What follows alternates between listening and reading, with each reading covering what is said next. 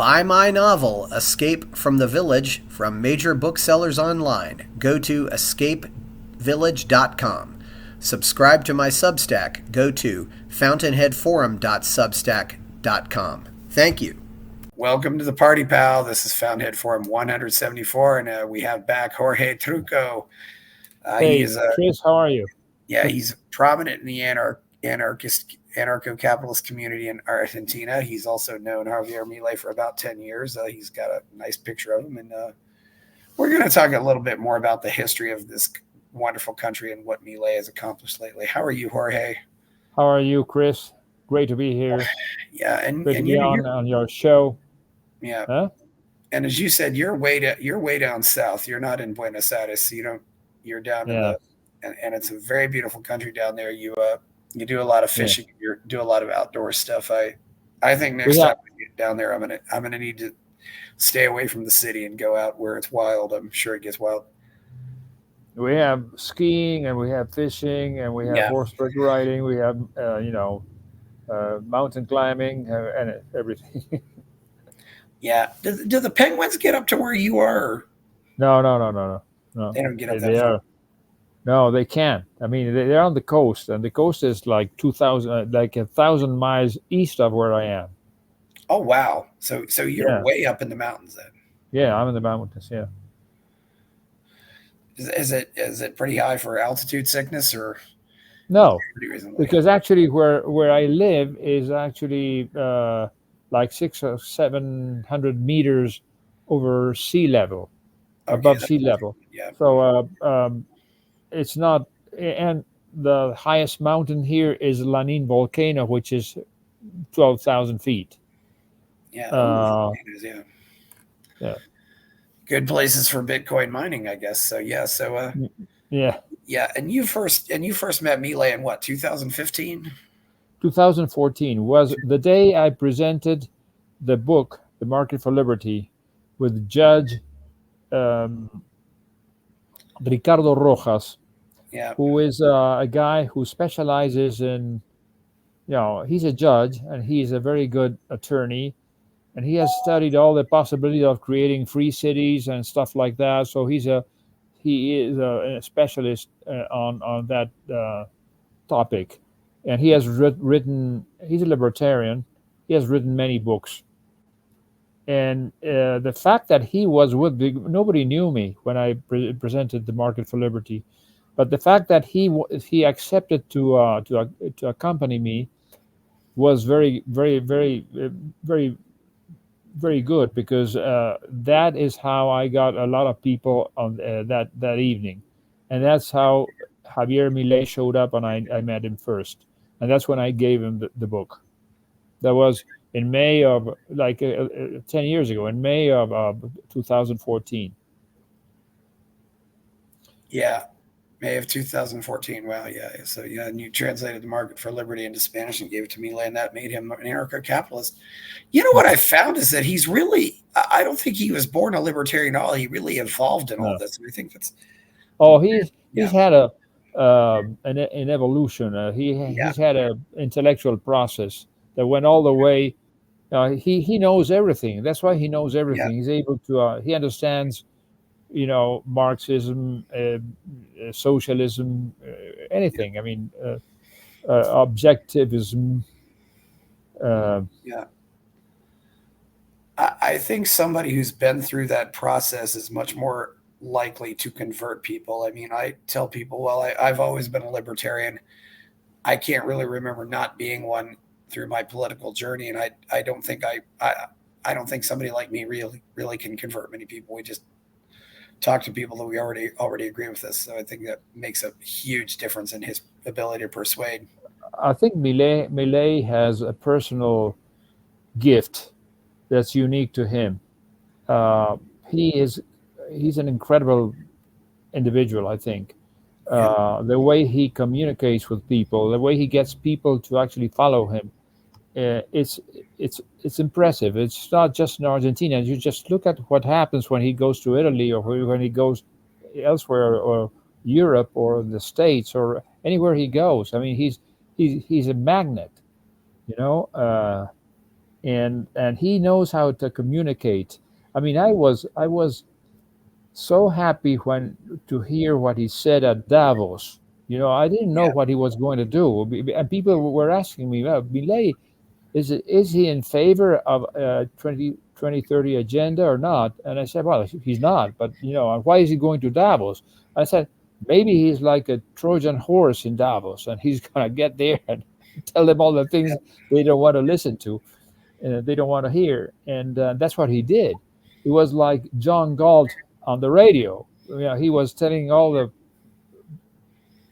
the true things to the world. He was talking to the world. I mean, I couldn't have written a script different from his. I mean, if I had to write that script, that's what I would have written.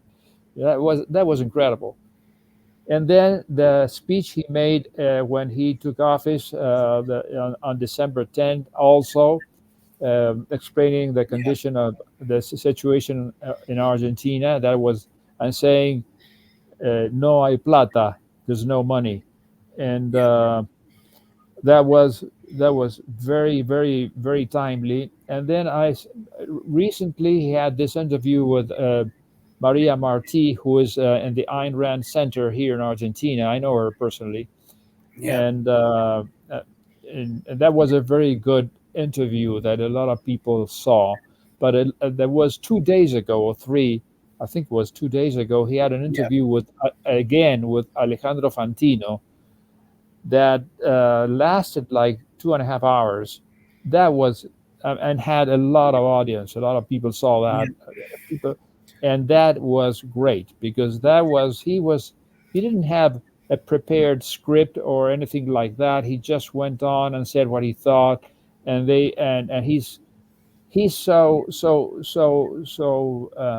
honest, and that people feel that he's an honest person. He speaks his heart, and that is so different from regular politicians, and so unusual that people are prepared to suffer like they are going through a difficult times right now, because they believe that it's going to be rewarding, that there's going to be a reward, and I do too. But I'm a libertarian. I know I have known Javier Milei for 10 years, but for people who are not even prepared, I mean, the way he communicates creates hope. The people who do all these people who do the polls, they say that the word that comes up the most is the word hope. Uh, Yeah. that's that's that's the feeling uh, that is prevailing here at the moment. What can we do to teach this to other libertarians? Because there are so many libertarians who I know who just do not speak this way at all. It's nonverbal. It's the tone. It's the attitude. It's the vibe. I just don't know. It's so much of it's just nonverbal, and I don't know how you learn to copy it. Maybe you just have to make them watch him over and over again. I don't know the exact answer. I can give you my gut feeling. Like, for Yeah. instance, Javier Milei wasn't born in a middle class family. Yeah. Wasn't born from a middle class family. He was lower working class, and so he knows those. I think he's not being rejected by the working class people, like other people who are very intelligent and they communicate well, but they are viewed as people who are members of a certain elite. To a slum, and everybody's hugging him and taking selfies and stuff like that. Everybody's going crazy everywhere he goes, and that is an incredible situation, because we couldn't Yeah. have had a person with the features that Millet has. He understands the people. He knows how to talk to the people, and he appeals more to the poor people, to the lower classes than to the higher classes, and that is something that is inherently his. and I don't know how you can replicate that in someone else unless we just learn from that and learn how to communicate more. Because one of the questions we've been asking ourselves for a long time is, why do we libertarians or classical liberals, why aren't we so as successful as socialists to communicate to people? Why do our ideas, which are the right ideas, don't get adopted by the people? And that's a question that we've been asking ourselves a lot. And all of a sudden comes somebody like Javier, and he just turns the whole thing upside down, and he has no problem communicating those ideas, and he's just not caring.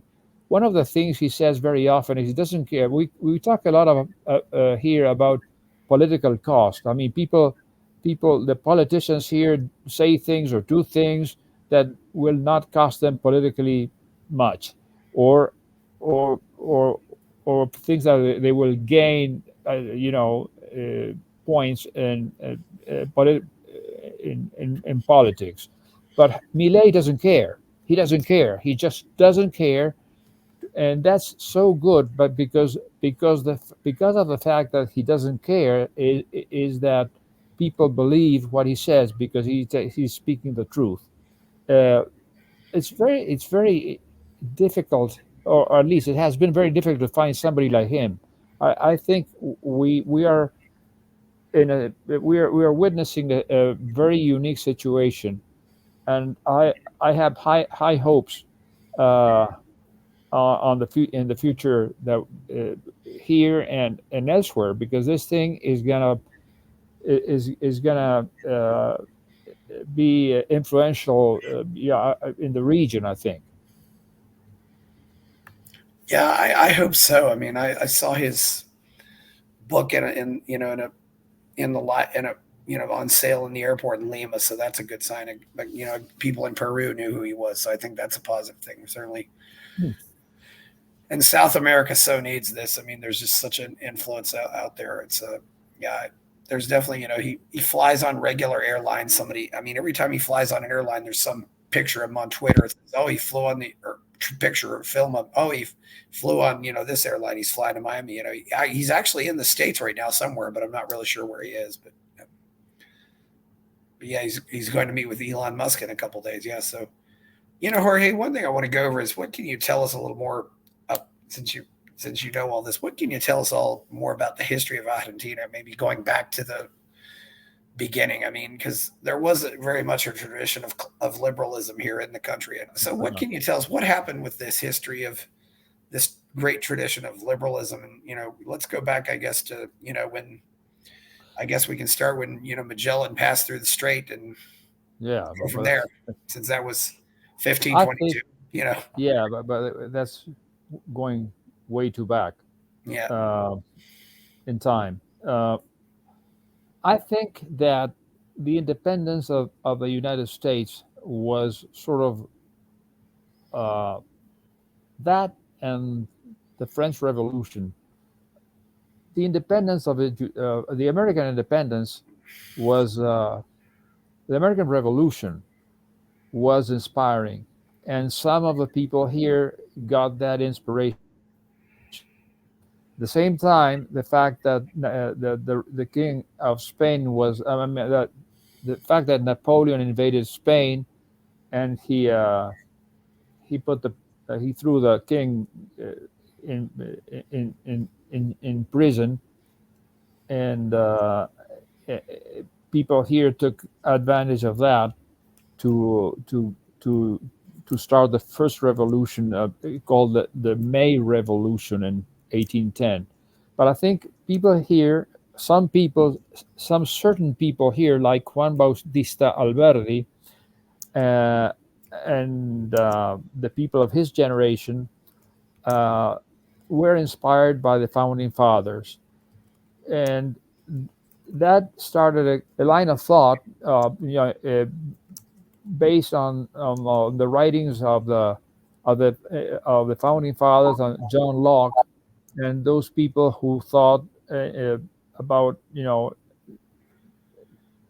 classic liberal thinking, or libertarian thinking. And Yep. Argentina, I think that had Argentina had a lot of civil wars after the Declaration of Independence in 1860. The thing is like this: in 18 and let's see, in 1807, or no, 1806 and 1807, there were two attempts to invade Buenos Aires by the Brits, and the people here, uh, uh, fought and fought back, and resisted and won. So when they realized that they had beaten the British, they thought that they could, they could fight the Spaniards. So when Napoleon makes the king prisoner, and and and invades Spain, the local people take advantage of that and start a revolution. But they didn't say that they were independent from Spain. They said, not having a king, the viceroy doesn't have any authority. So we are going to start this junta, and it will have a director, or a president. And so that's the way they start. I mean, the independence here was two steps. One was the 25th of May of 1810, and the second was the 9th of July of 1816. So that's the way they took the locals, local people who were born here, and some were not born here, like Admiral Brown, and who was an Irishman, and other people were born in Spain, but they actually were fighting for the independence. They didn't like all the taxation and stuff like that imposed by Spain, so they wanted to have a free country, like inspired on the American Revolution. And so in 1810 they got rid of the viceroy, and they started their own government. But they never declared independence until 1816. That was the Declaration of Independence, the 9th of July of 1816. After that came the war against the Spaniards, who wanted to regain or retake the country and the viceroyalty. And finally, they until that was done, and they didn't fight any longer. After that, there was a long time. I mean, many years, like 30 years of or more of civil wars, because the country was not Argentina, nor it was a united country. It was a bunch of different provinces who had their lords, their warlords, and between 1829 and 1852, we had a dictator in Buenos Aires called Juan Manuel de Rosas, who was a very cruel person, and then he was defeated in 1952 by Justo José de Urquiza. Or you And mean 1852? Yeah. In a year later, Urquiza called Alberti, Juan Bautista Alberti, and they declared them, and they established the constitution that was actually done by Alberti and his friends. That was a very similar to the American Constitution. They were based on the same principles, and that was a good thing, because that social contract. Although we anarchists don't believe in social contracts, but that constitution actually was influential to the early years of Argentina, when Argentina was a free country, when you didn't have to ask for permission to do things, and that's I mean. In 1860, when Argentina comes together again. I mean, because Buenos Aires, uh, pulled off, and at one point Buenos Aires wanted to be an independent country, and the other provinces were a different country and all that, until 1860 it comes together, and it's the new country is Argentina, and we have this libertarian constitution. And from then on, Argentina began to grow economically. People started to come, and then they would bring their friends and relatives because of the of the opportunity because this was the land of opportunity, very much so like the United States. I mean, there were two places where people would migrate to in those years, and that was either the United States or either New York or either Buenos Aires, either New York or Buenos Aires. And so we got all those immigrants during between 1880 or 1880 and 1920, 1880 or 1920, something like that, or maybe 1860 and 1920, and that changed the whole look of the country. There were people. I mean, before that, the Argentina was not called Argentina. It was called the United Province of the River Plate. Was one more of the South American countries, not very different from the others. But all of a sudden, with all this immigration, Argentina became different, and these people had work ethics and worked very hard. The immigrants, so Argentina started to become a wealthy country. And that went on for many years. And I don't think that people were aware of why that was going on. Some probably were, but not everybody, because otherwise, when Peron arises, people wouldn't have accepted Peron, but he was accepted. That was a problem. Argentina did very well based on that constitution for, I would say,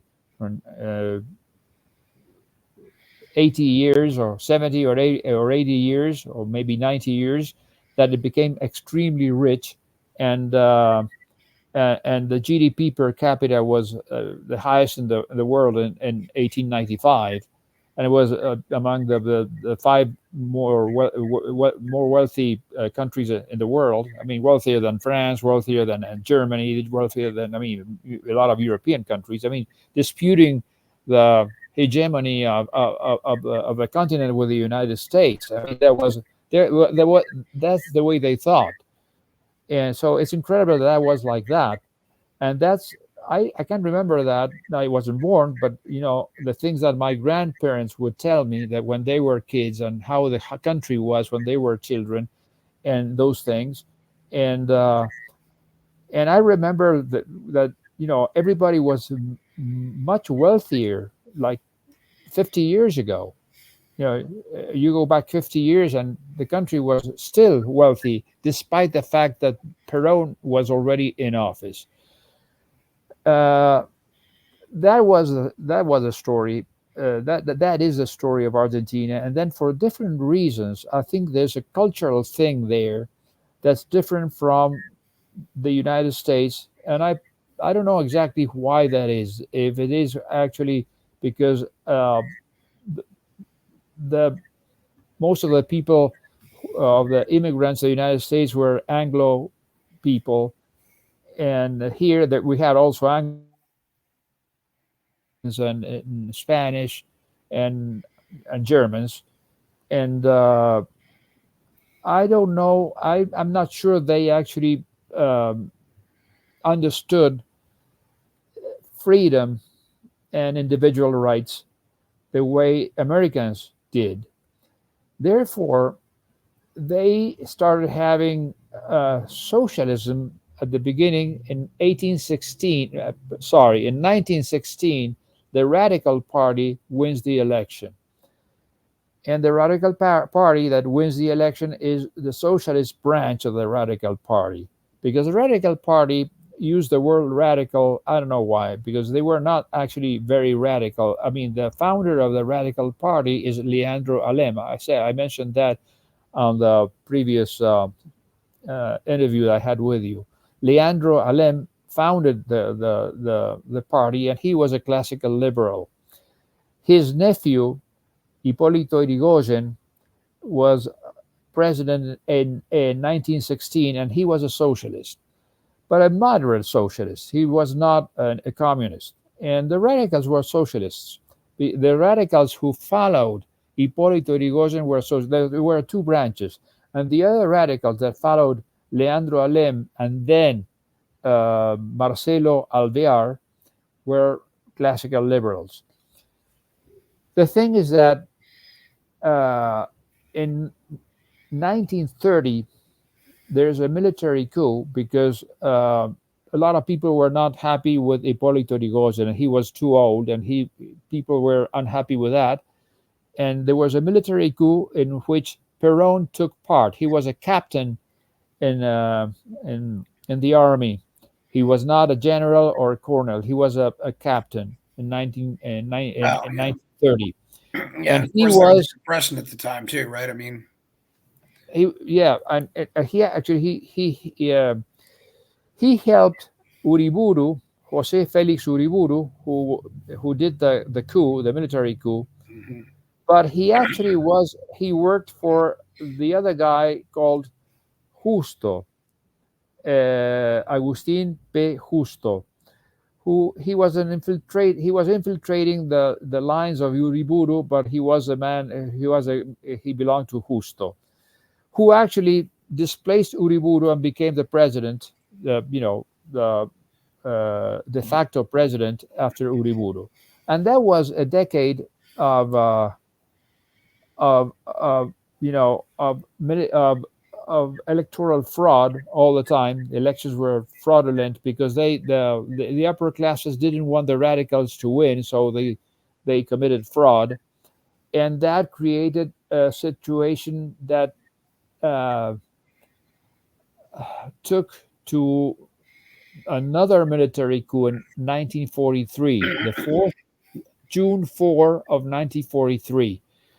They overthrew the president then that was called Castillo, and that was Ramirez, General Ramirez, did the coup.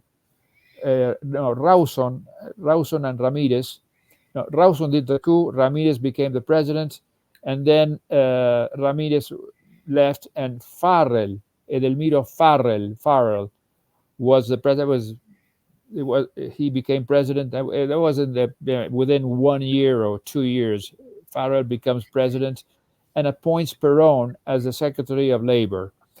That was the beginning. That was a kiss of death. That was the beginning of all this cycle that is probably ending now. That was in 1943. So, being a Secretary of Labor, Peron started campaigning. And by chance, he met with Evita Duarte, who became Evita Peron. And that was a very unlucky situation because they formed a couple that was very attractive to a certain type of people. And Evita had a very compelling speech, and who actually would reach the lower classes or the working classes better than anybody else, and Peron did too. And they won by landslide. Well, not one. They were no, it wasn't such a landslide in 1946. They won by. It wasn't a landslide like 1973, but they won. He wins, and he starts changing the country. He starts nationalizing everything. He starts all the things.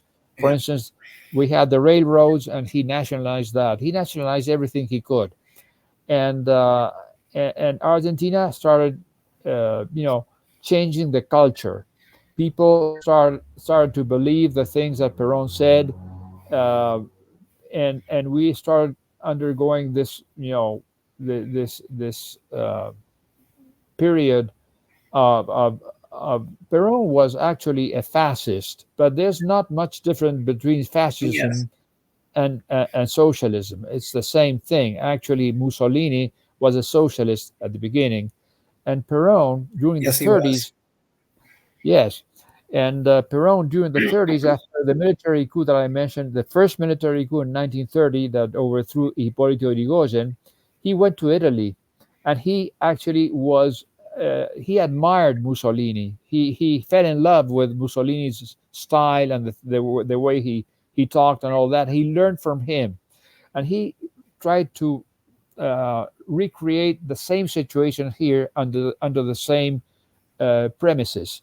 Like Mussolini would say, within the state, everything; out of the state, nothing. And Peron said the same thing. He believed in the strong state Yeah. and the state doing everything. He was a statist, and he actually confiscated a lot of private property and stuff like that. I mean, it was a lot of it wasn't nice at all. And but that it went of course it went bad. It didn't take long because he actually wins in 1946, and there was no re-election. Back then, the term was 6 years with no re-election, so he changes the constitution, and he gets re-elected. Evita dies in 1952. I was 1 year old, Yeah.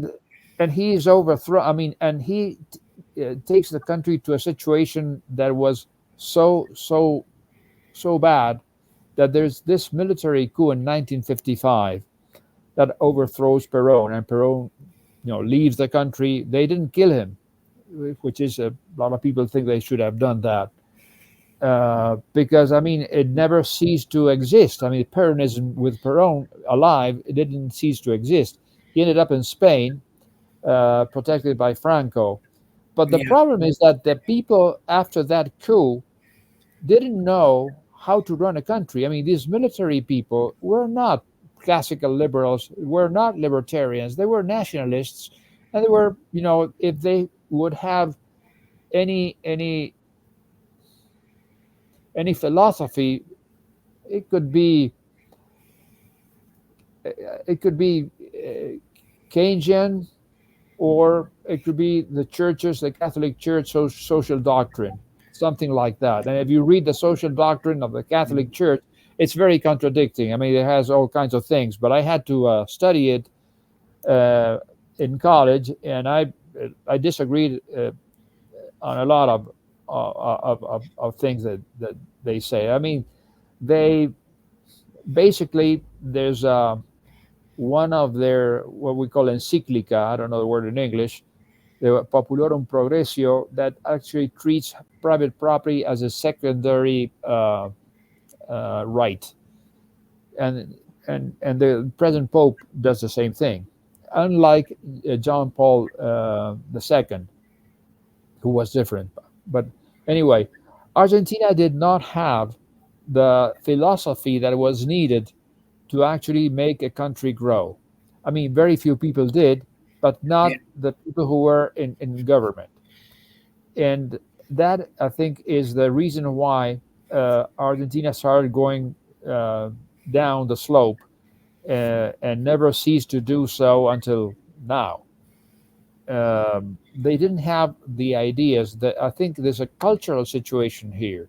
And I think that the United States, although their culture started out much better than Argentina, because they defended individual rights, they believed in private property, they believed in life and freedom and stuff like that. But now the United States is becoming more socialist all the time, and the government is intervening everything. If I compare the United States today to 40 years ago, when I first traveled to the United States, it's different, and especially after Oh, yeah. 9/11. After 9/11, the government started getting in, intervening into in everything. Yeah. But well, that's a different. I think that what Milei is doing now, because I mean, and then we had other military coups after 1950, 55. They overthrew Peron. Uh, they uh, they called for elections in 1958, Yeah. and they banned the Peronist party. So the guy who won was Peron declared from Madrid that he would back Frondizi, who was part of the Radical Party. The Radical Party had again two branches. Frondizi was one, and the other one was Balbin. Peron told the people to vote for Frondizi. So Frondizi wins, and he was a socialist, but all of a sudden Yeah. he realizes that he needs investment capital in Argentina. Yeah. And he needs to produce oil in Argentina. So in 1 or 2 years, he had written a book called Política y Petróleo, or Petróleo y Políticas, Petrol and Politics, where he actually is saying that the state or the government has to, manage all the oil fields and produce the oil and all that, all government done. But when he is president, he's doing the opposite thing. So he's getting a lot Yeah. of opposition from his own people of the Radical Party. But actually, he actually accomplishes the fact that he makes Argentina become self-sufficient in fuel. It was the first time in history that that happened, and they had an American company, the California company, come down and pull the oil out. And well, the thing is that Frondizi, a lot of the people in the Argentine uh, society were not happy with Frondizi. The military people who overthrow Peron in '55 want to go back to democracy, but they think that the Peronist party is a bad thing, so they ban the Peronist party. They can't Yes. compete. They can't participate in the election, and Yeah. Frondizi of the Radical Party. The Radical Party was divided in two branches. One was Frondizi, the other one was Ricardo Balbin. One was called Unión Cívica Radical Intransigente, and the other one was called Unión Cívica Radical del Pueblo. Well, Frondizi wins because Peron tells his people from Madrid, all the Peronist people, to vote for Frondizi, and they do so. So Frondizi becomes president. He starts doing the right thing. He actually appoints as his Minister of Economy um, to Alvaro Alzogaray, who was really, really a classical liberal. He was the only classical liberal. He was a convinced and convincing classical liberal who actually was, before Milei, he was the most important libertarian. If you can say, you would say, because if you say liberal in the state, they don't understand what you're talking about. Uh, but of course, he didn't have the reach that Milei has, but he had a lot of reach. He was very, very, very, very good. I didn't. He couldn't win an election. That's the thing. But he would. He would be able to get 10% or something like that, because he actually uh, lasted a long, long time. He influenced. In the '90s, he influenced Menem. Menem was inspired by Yes. him, but that's a different story. But let's go back to 1955. Well, 1955, Peron is overthrown. 1958, the military government calls for elections. Frondizi wins. Frondizi does the opposite of the things that the opposite Yeah. to the things that he says in his book, and he brings the California company here and starts getting the oil out of the ground and making Argentina self-sufficient in fuel. And so it was a good thing. I mean, he was doing good things, and he was understanding, and they were not corrupt like today. The one thing that they were not back then is they were not corrupt. The Peronists were corrupt, but not these radicals. Frondizi was not corrupt, and nor was Balbin, who was the other guy in the same party. But I mean, the military people and Frondizi makes, I wouldn't say a mistake. The military government bans the Peronist party, but Frondizi lifts the ban, and he decides to include the Peronist party in the election for Congress. and for provincial governors. And that is something that a lot of people rejected. People really were very upset because of that. And so that episode, together with other things, led to the point that there was another military coup. I mean, it shouldn't have been. We shouldn't have had that military coup in 1962. Yeah. But instead of placing a military person as a president, they managed to work a deal with a president of the Senate, Jose Maria Guido. His name is or Guido. You would pronounce it Guido. We pronounce it Guido. Guido, yes, Guido, yeah. Guido in 62 is president of Argentina for 1 year, and in 1963 he calls for election again, and again the Peronist Party is banned. So the winner is again a member of the Radical Party, Arturo Illia, who was a doctor from the province of Cordoba. He was Yeah. not a rich person or anything. We went over most of what happened in your lifetime on the last show. What can you tell us more about Peron? I mean, this, arguably he's the most important or most significant person in the history of the country. We are getting there because I'm talking about, I was mentioning 1963. Yeah. Guido calls for election and he bans the Peronist Party again. And so Arturo Illia becomes president. He's elected. He gets, I think, around 30% or something like that, but he's president. And he was weak as a president.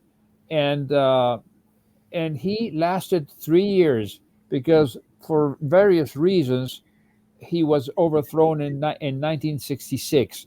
And that was back. 1966, there's another military coup, and the president is Onganía, and this starts this. That was called the Revolution, the Argentine Revolution, Revolución Argentina, and that they first was led by General Onganía, then came another general called Livingston, and then came Lanusse. And Lanusse challenged Peron that he wouldn't be man enough to come back. And Peron did come back in 1973. And actually, yeah, I think it was 1972 or 3. He came back. The election was in 1973. And that was the time that where we started to have the guerrilla and the guerrilla movement in Argentina. So there was a time that when Peron comes back, the military government calls for election, and first, this is the way it was in 1973. The military government calls for election, and a Peronist man called Cámpora wins, who was, I think, a dentist, wins, and he resigns shortly after, and he calls for election again the same year in September, and Peron comes back and wins. And so, and during that period of time, you have all these terrorist movements in Argentina, all the guerrillas we talked about that, were funded by Cuba and Moscow. Oh, yeah. And Che Guevara and all that stuff. Yeah, of course, Che was dead by then, but yes, was dead. He was dead. Yeah, and of course, this was also at the same time Pinochet overthrew Allende in Chile. Yeah, exactly. It was the same time. Well, Peron didn't last long. He died. He came back in September of 73, and he died in July of 74.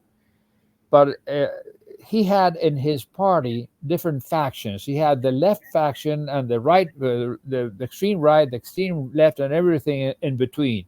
So he couldn't appoint anybody as a vice president without losing part of his party. Because if he appointed, a guy from a right-wing guy, or the left wing would leave, and vice versa. So he appointed his own wife as a vice president, who was called Maria Estela Martinez, but her nickname was Isabel. And so he dies in 1974, and his wife becomes the president. And she didn't have a clue of what to do or how to run a country or how to, govern, a country. So that was probably one of the most uh, difficult times that I've seen in my life because it became a total mess. Peron and his act his he had a guy who was his right hand, like a secretary, called Lopez Rega. He organized Lopez Rega, under Peron. So Peron was responsible for this, for what I'm going to say. Lopez Rega organizes the Triple A, which means um, Argentine Anti-Communist Association. That was like a group of armed people that had, good information coming from the intelligence, from the government, who were fighting the guerrilla, the terrorists. So it started becoming a civil war under the democratic government. We still didn't have the coup of 1976. We were still in 1974 and 75. Peron's wife in office. Peron had died, Yeah. and we had That was his third wife. Yeah. yeah, and yes, exactly, his third wife, and we have all these terrorist movements in all of Argentina, in other countries too, but here it was really, really serious. And we have this group of people, AAA people, who were totally against the communism. They were fascist people, so they were fighting the communists, and there was like a civil war.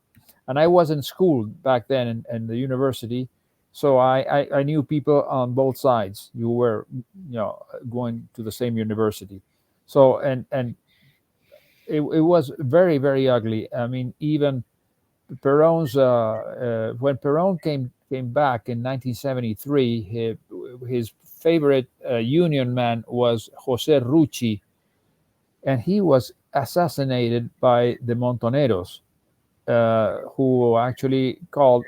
I mean, they they fired so many shots at him that there's a cracker called Traviata with a lot of little holes in it, and so they called the operation the Traviata operation because of the holes. I mean, the holes. I mean, so many shots he got from these people. So it was an incredible thing. I mean, these people, the Montoneros, were claiming that they were Peronists and they killed Peron's best man, and it was a total disaster. Then when Peron dies, his wife cannot handle the disaster. It was such a disaster that the whole political caste asks General Videla to take over. And he, at the beginning, he refuses to take over because I don't know why, but he didn't do it immediately. He waited until everybody was begging him to have a military coup. And we had the military coup the 24th of March of 1976. Nobody fired a shot. I mean, it was just a takeover. Say, okay, that's it, and nobody actually attempted any resistance or anything. And and that was what was called the Dirty War. You had nasty things on both sides and people disappearing. Not 30,000 like they claim. That was fabricated. Oh, there were, I think I told you that, there were like 8,753 or something like that, or 8,975. That was the official number that this commission, a serious commission, actually determined. The thing is that after the military coup in 1976, they the Malvinas War, and that was the end of the military, because if they hadn't done that, I mean the Malvinas thing was an absolute stupidity. I mean, it was the silliest thing.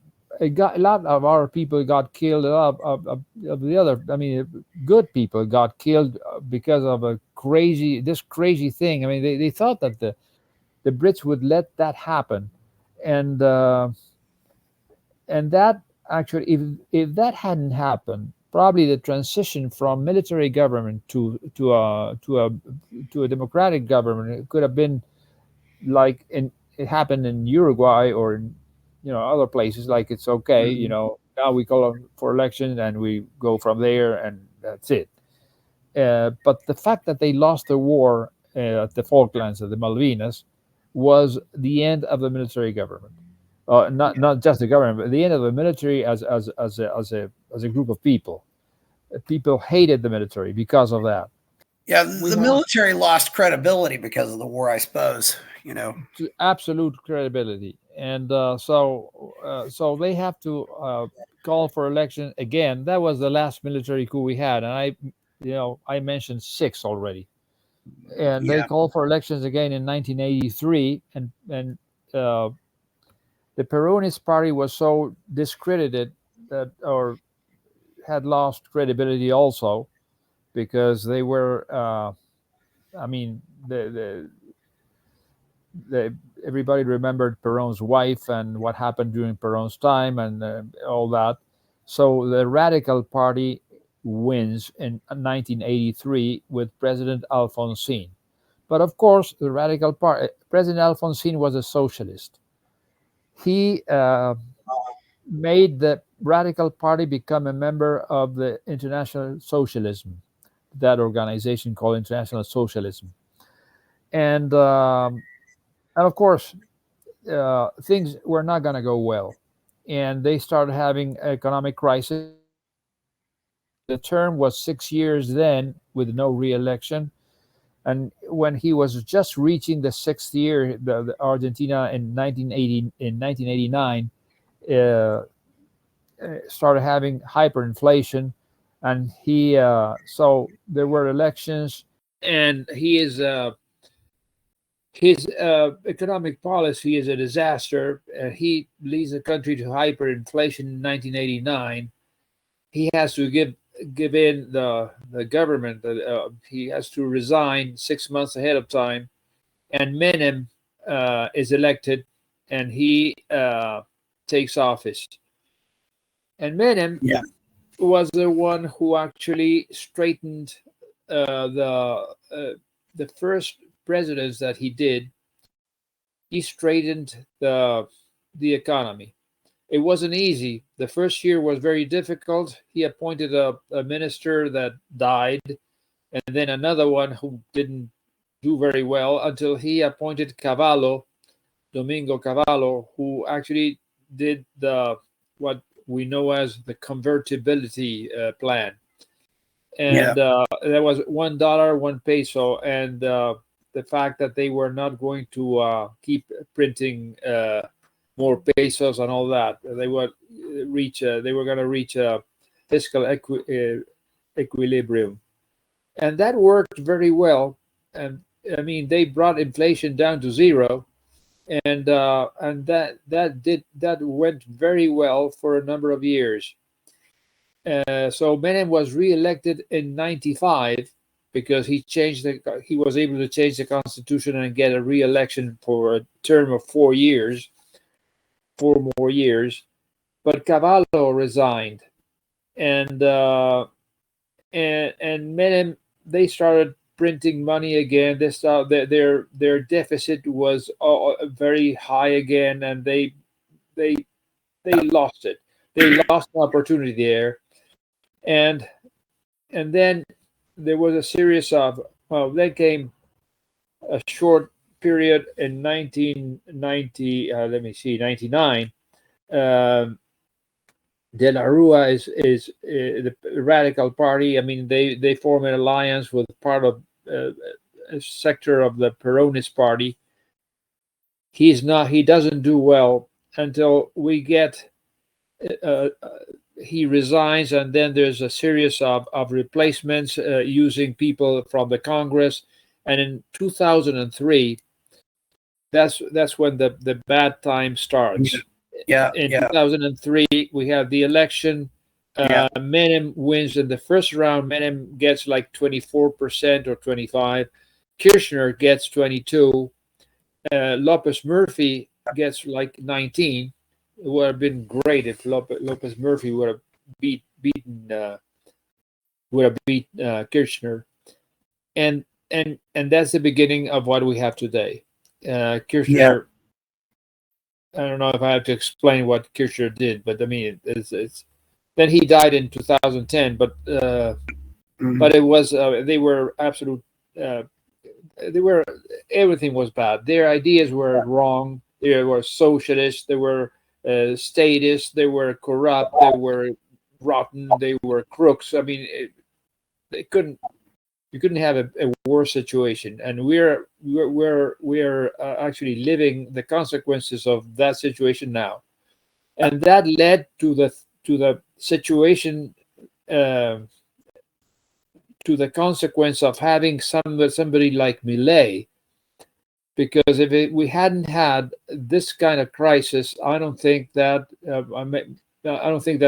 someone like Milei would have been so attractive to people. People probably wouldn't have made that radical change. Yeah, so that's where we are. What considering how significant Peron was to the history of the country, what do you think motivated him, got him started in all this? I mean, why did he get into politics? I mean, because we really haven't explored him very much, but he seems to be, he's obviously the most significant person. He was power hungry. He was always power hungry. That was his personality. He was power hungry like any dictator. And I think that the country had what they call, and I don't think, I mean, if you have a normal society, I don't care for inequality. I mean, inequality fixes itself, or but if you have a country that where you have a class that is deprived from a lot of things, and they have an upper class that has all the benefits, there was a lot of resentment in Argentina, and I think that he took advantage of that. Now, in order to explain why there was the resentment, I think it's a cultural thing, much like Chile had 4 years ago, when after 20 years of economic success, they all of a sudden they want to change the constitution in Chile and go back to socialism. That is incredible. That it's a different story, but the same way here in Argentina, why was Peron so attractive to certain people, and still is? Because right now I think Peronism is fading away. I hope so. I hope it fades away, because it took so long. People were so dazzled with Peron's sayings and his beliefs and the doctrine and all that it took a long time. I mean, it created a situation with the unions and the government, and that was very, very difficult to dismantle. And what Javier Milei is doing right now is dismantling all that intricate thing that was formed over all these years. And of course, the Peronist candidates like Kirchner, they are all power seekers. They are not people who are thinking, of having a wealthy country or having free people. I mean, they are all mafia guys. They are the caste like Milei describes them. But Peron actually generated that because he was corrupt also, and he was a power seeker also, and so he now the explanation why he was so popular in 1946 and remained popular for many years, that I mean there was a culture, like though there is still some, that if you're a Peronist, you are, if you're not a Peronist, it's because you're selfish. Peronist is the it's the goodness and social justice and all that thing, that these are wrong ideas that lead to what we have today. But it took for somebody like Milei, who was able to talk the way he talks and teach the people, because he stands, he goes to a park and he stands up there and starts talking about economics, and people listen, and they understand. Now people in Argentina understand what happens when the government prints money. Before that, they thought they didn't know, they didn't understand inflation. Now they understand inflation. And they understand a lot of other things, like the government doesn't produce anything, so everything the government does is done with somebody else's money. Now the people understand that, and they're repeating that all the time. And so there's a cultural shift right now, and that's what I feel. The reason why Peron was so attractive is because there was a sector of the population that was left out, and those people were found themselves represented by Peron, who appealed to them. I mean, that's the simple explanation. Why it was like that? I don't know exactly. Why there was a sector of the population that was isolated, or I don't know. And as we pointed out, Eva also died. Isabel Peron is still alive in Spain, though. Eva died in 1952. But Isabel is still alive in Spain. Isabel is alive, yes, in Spain. And of course, by then, of course, he was marrying them much younger. But yes, it's a. Yeah, and she's still getting subsidies from the government. She's being paid by the government. Well, most American presidents have a pension too, so yeah, I don't know. That would be something. Yeah. So what? So just power law. That's really interesting, because it's interesting how I think these communists went, or these fascists, these totalitarians just went from. Sometimes I think they cared about their countries, but you said he admired Mussolini, and of course he also, became a haven for some of the former Nazis who came. Yeah, that's exactly right. Yeah. Was that often something that would appear on the news? Oh, they caught a Nazi in our country. They're going to take him back home. Whether it be Adolf Eichmann or some of the others. Yeah. A lot of Germans who were part of the military, in Germany, came down, but not all of them were criminals, were war criminals. Some of them were, like Eichmann, and they actually found one here near here in the town of Bariloche, like 20 years ago. I think his name was Eric Bribke. By accident, he was being interviewed by a lady, I don't know, and he mentioned an episode that happened in Italy, where he had responsibility for the killing of a bunch of people. They were executed there, and that he just made a mistake, and they found him. Otherwise, here in Argentina, in the town of Bariloche, which is 100 miles from here, everybody liked him. He was a very nice, very good neighbor, and nobody would have thought, or nobody would think that he could do any evil, any bad.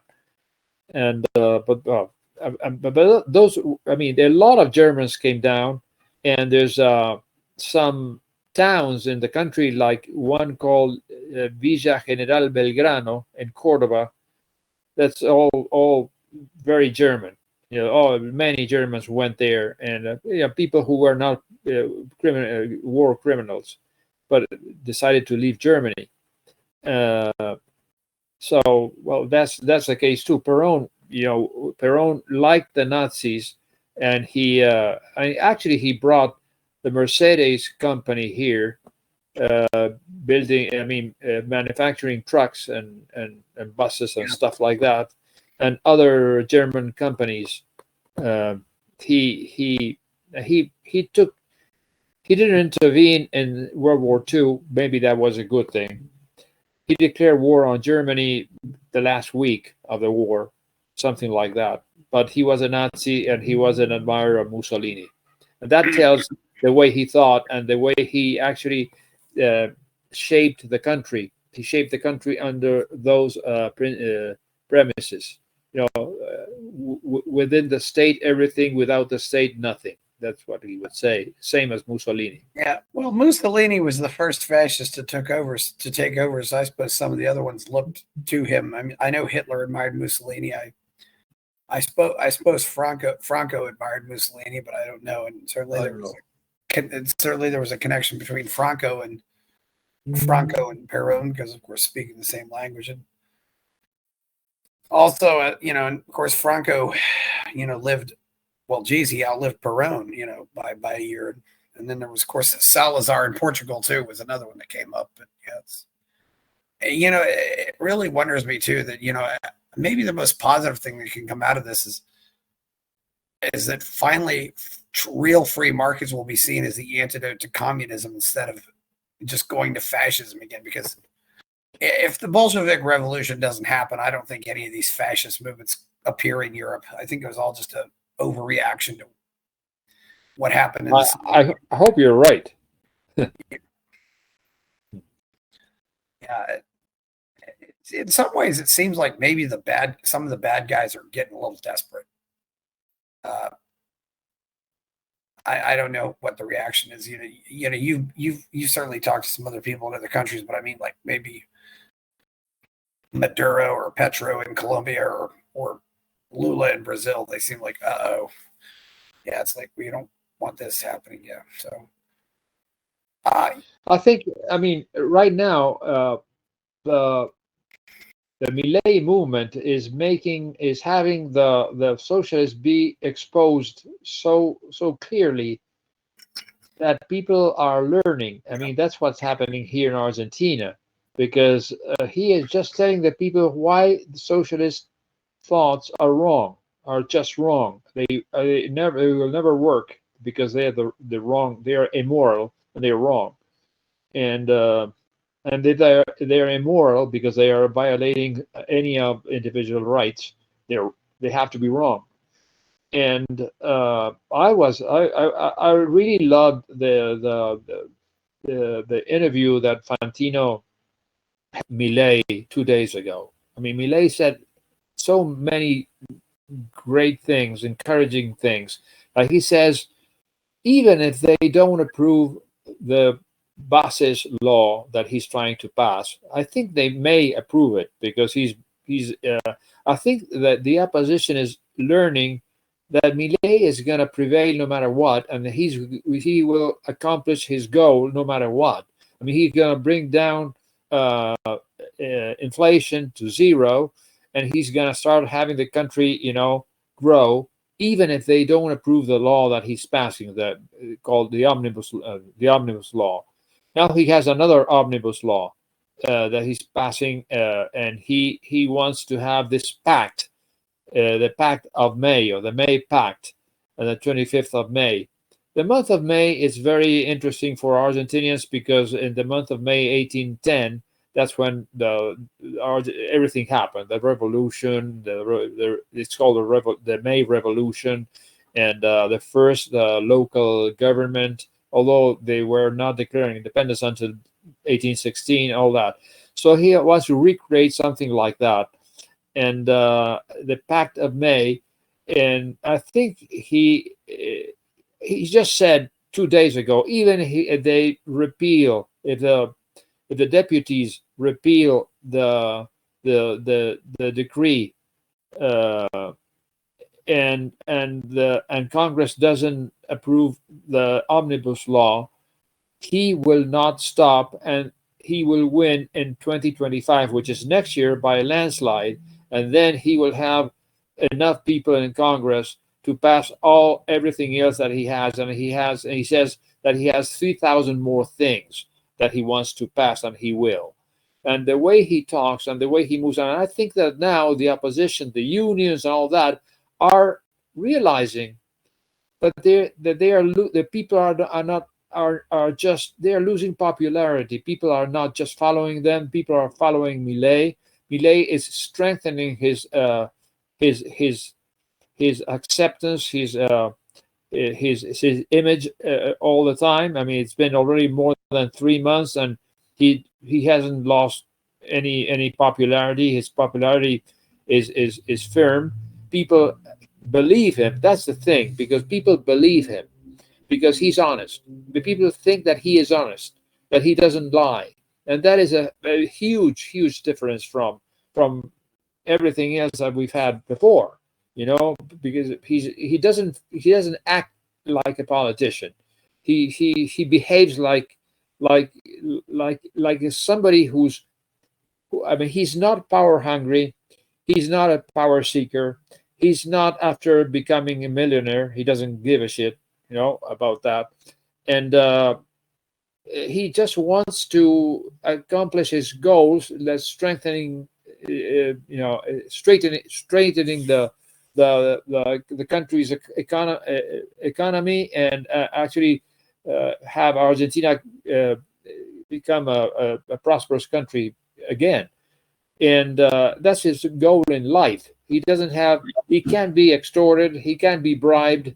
I mean, he's a very unique individual. You can't bribe him. You cannot threaten him. You cannot extort him. He doesn't have a family, so he only has dogs and a sister. So I think I'm very optimistic. I really am, because after these 3 months that they were saying that he wouldn't last 1 month or 2 months, or in 3 months he would be stronger than before now. And the way he talks, and the way he's determined, and you can feel that, and people can feel that. That makes me very, very optimistic. It's definitely something to be optimistic about. He's definitely motivated people. Yeah.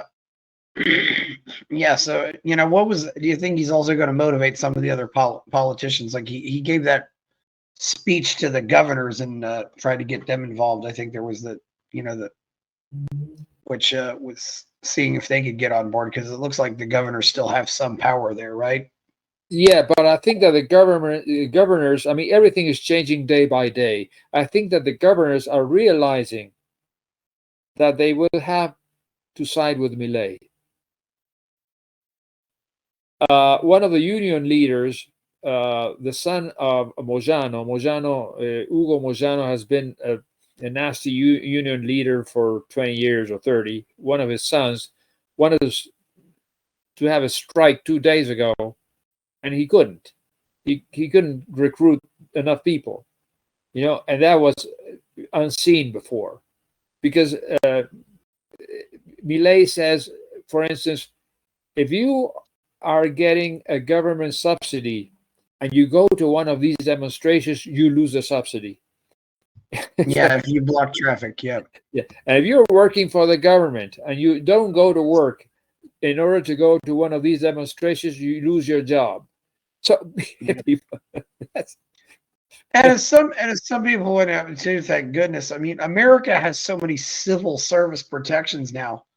It's hard to fire people in the government, but apparently they have none down there. So you can just say, okay, fire all these people, and Oh, they're out. we do have restrictions, and it's difficult to fire people who've been in the government for a long time. They, after 2 or 3 years of working for the government, they go to what they call permanent plant. And once you are in permanent plant, you can't be fired unless you assassinate somebody or something like that. Now, the thing is that these Kirchner people have the last 2 or 3 years they have hired millions of new people, and those are easy to fire, and because they still are not in what they call permanent plant. But permanent plant is very much like you're describing in the United States. That has to be changed, because I mean, yeah, the private sector, I mean, the people get fired and people lose their jobs and people go broke and all that, and people in government, are immune to all that. But people are realizing that. I think that if the election was today, he would win on the first run. Yeah, and it looks like he might. It looks like he might win. Win more. I think this is really important. And I don't know if you've seen some of those pictures of all these people lining up to join the party too. It looks like it's really going to be. Well, I was forgetting to mention really that. Exciting. Yes. That is. Well, this has been another great conversation. I think it's probably a good time to wrap it up right now. Anything else more important you want to say before we go? Milei is right now in the USA as we speak. I don't know where he is. I'd heard he was going to meet with Elon Musk, which, of course, is also here in my city of Austin. I told, I said, if he shows up at the airport, I'll take him some good barbecue turkey and some breakfast tacos. But, but anyway, I don't know if when he's come here now. And the Texas state has their Libertarian Party convention this weekend, so I'll be over there. So we can make an appearance at the convention. That would be great. And of course, yes, Saturday is Thomas Jefferson's birthday, so that's another important thing. Yes, so we'll remember that. But yeah, is there any way that you could have a situation in the United States that similar to a situation here with a guy like Milei?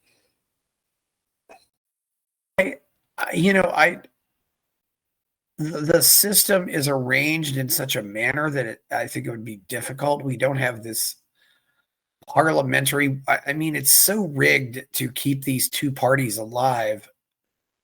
I don't know if that's ever going to crack. I mean, we just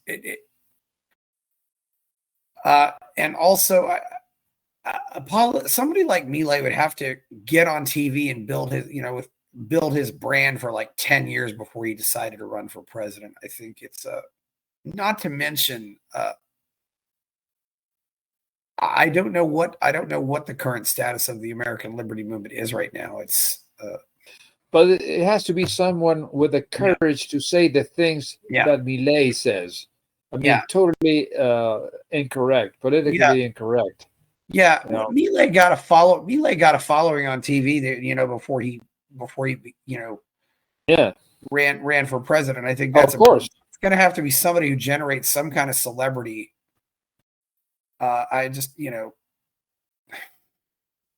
Who generates some kind of celebrity and works his way up. It's really, really, this is a remarkable story. I'm always glad, when I talk to people who've experienced him personally, whether it be I had Jose Cordero, who's known him for 20 years. It's there's a lot of good people out there. It's just, and he still seems like he's, a common man. I don't know if, I hope he can find out what I'm doing. I don't know if he's I don't think he's aware of me, but he's aware of some other people. I know a couple other people in America that he's following on Twitter, but do you think Milei is inspiring people in the United States? There are definitely some that are watching it. I mean, I often say, if I really want to test somebody, find out what their attitude toward Milei here is. It's,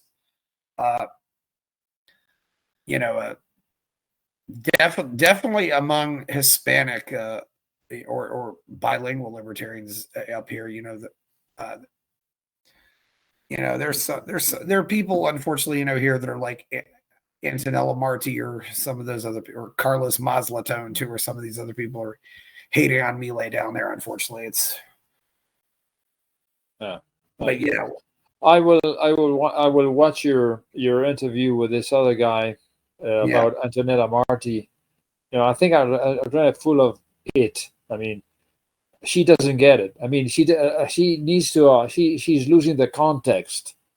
I mean, she's saying things that sound right but are wrong because of the context, and some of the things he says are wrong too. Yeah. Well, and I really think if, from what people are telling me, if Milei doesn't get elected, you're another Venezuela.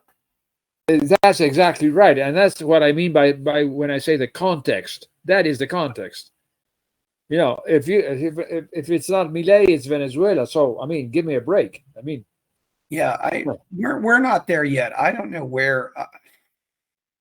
I think libertarians in America tend to be too pessimistic, and I think the libertarians outside of America really look at America more positively, and the truth is probably somewhere in the middle. But it's definitely, I don't know where. Yeah, when I see something like this happen, though, it's funny.